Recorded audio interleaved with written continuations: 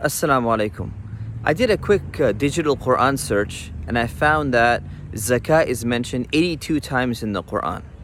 That's a lot of times. And I know that in the Quran, oftentimes Allah says, وَأَقِيمُوا الصَّلَاةَ وَآتُوا الزَّكَاةَ. Says, you know what? Pray and give your zakah. They're mentioned side by side. So I did a little search and I found that there's 32 instances where Allah mentions prayer and zakat together, which means that prayer and zakah are like almost at the same level. And you know, the sad thing is that I know a lot of people who don't pay their zakah properly. Oftentimes they don't even know how to pay their zakah properly because they think that zakah is like something that's pretty simple, right? Zakah can be simple. You pay 2.5% on the money that you have saved up every year. But it gets complicated when finances are complicated. So if you have a debt, if you have a mortgage, if you have student loans, do you subtract those things or you don't?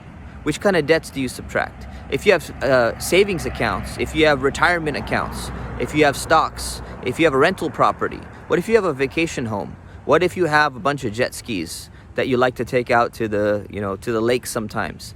All of these things make zakah a little bit more complicated, and you need to know the rules. Every Muslim needs to know the rules on how much zakah they're supposed to pay, because zakah is a pillar of Islam, and it's very important that we get it right.